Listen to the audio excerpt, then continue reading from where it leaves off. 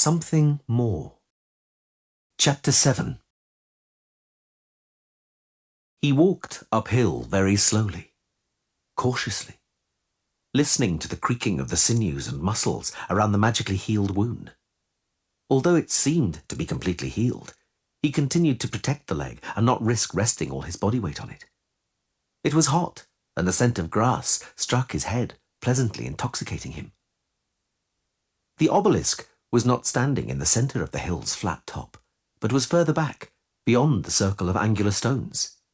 Had he climbed up there just before sunset, the shadow of the menhir falling on the circle would have marked the precise diameter, would have indicated the direction in which the faces of the sorcerers had been turned during the battle. Geralt looked in that direction, towards the boundless, undulating fields. If any bones of the fallen were still there, and there were for certain, they were covered by lush grass.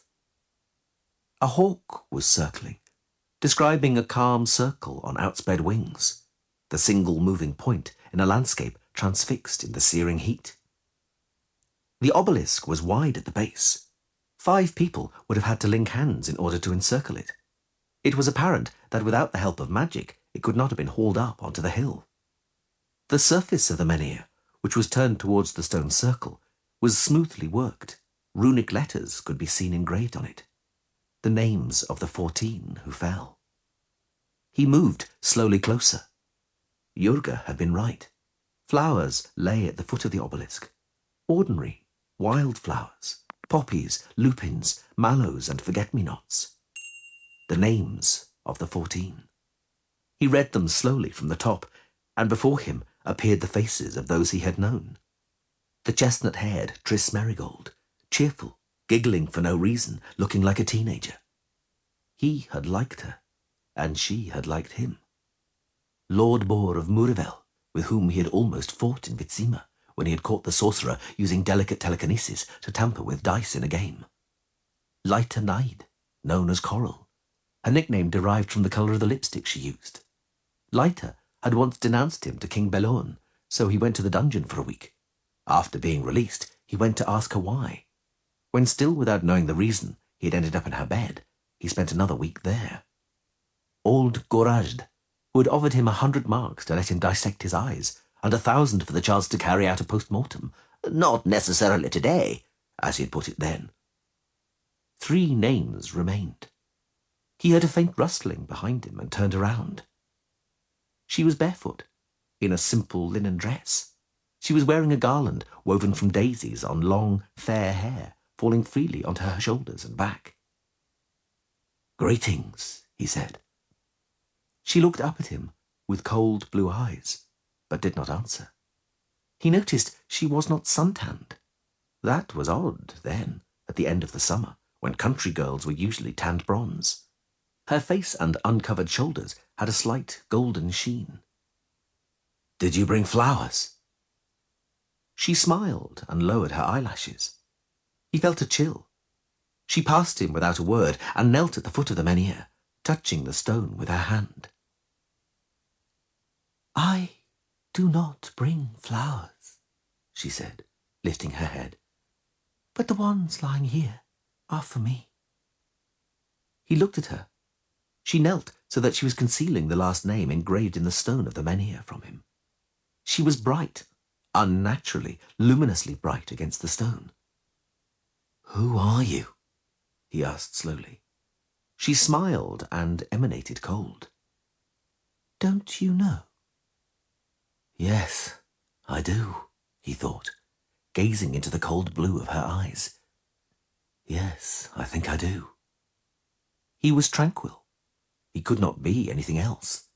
Not any more. "I've always wondered what you look like, my lady." "You don't have to address me like that," she answered softly. "We've known each other for years, after all." "We have," he agreed. "They say you dog my footsteps." "I do. But you have never looked behind you. Until today. Today, you looked back for the first time." He was silent. He had nothing to say. He was weary. "How How will it happen? He finally asked, cold and emotionless. I'll take you by the hand, she said, looking him directly in the eyes.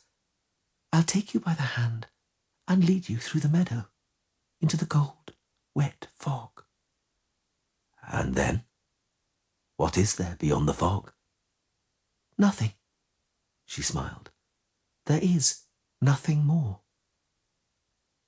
You dogged my every footstep, he said, but struck down others, those that I passed on my way. Why? I was meant to end up alone, wasn't I? So I would finally begin to be afraid. I'll tell you the truth. I was always afraid of you, always.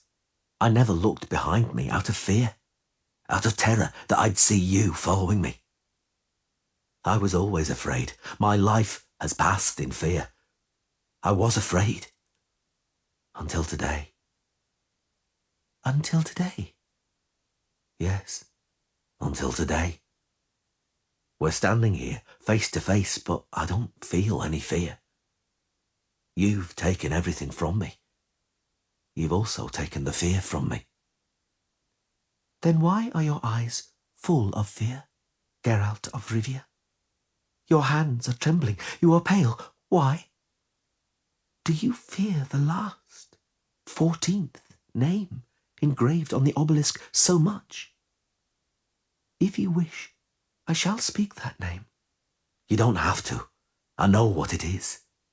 The circle is closing. The snake is sinking its teeth into its own tail. That is how it must be. You and that name, and the flowers, for her and for me. The 14th name engraved in the stone, a name that I have spoken in the middle of the night and in the sunlight, during frosts and heat waves and rain. No, I'm not afraid to speak it now. Then speak it. Yennefer. Yennefer of Vengerberg. And the flowers are mine. Let us be done with this, he said with effort. Take me by the hand. She stood up and came closer, and he felt the coldness radiating from her, a sharp, penetrating cold. Not today, she said. One day, yes, but not today. You have taken everything from me. No, she interrupted. I do not take anything. I just take people by the hand, so that no one will be alone at that moment. Alone in the fog. We shall meet again, Geralt of Rivia. One day. He did not reply. She turned around slowly and walked away. Into the mist which suddenly enveloped the hilltop. Into the fog which everything vanished into. Into the white, wet fog into which melted the obelisk, the flowers lying at its foot, and the 14 names engraved on it. There was nothing, only the fog and the wet grass under his feet, sparkling from drops of water, which smelled intoxicating, heady, sweet, until his forehead ached. He began to forget and became weary. Geralt, sir, what's the matter? Did you fall asleep? I told you, you're weak. Why did you climb up to the top? I fell asleep. He wiped his face with his hand and blinked. I fell asleep, damn it. It's nothing, Jurga, it's this heat. Aye, it's devilish hot. We ought to be going, sir. Come along, I'll aid you down the slope. There's nothing wrong with me. Nothing? Nothing? Then I wonder why you're staggering. Why the hell did you go up the hill in such a heat? Wanted to read their names. I could have told you them all. What's the matter? Nothing, Jurga. Do you really remember all the names? Certainly. I'll see what your memory's like. The last one, the 14th. What name is it? What a doubter you are. You don't believe in anything. You want to find out if I'm lying. I told you, didn't I, that every youngster knows those names. The last one, you say? Well, the last one is Jarl Greffin of Carreras. Perhaps you knew him? Geralt rubbed his eyelid with his wrist, and he glanced at the menhir, at all the names. No, he said. I didn't.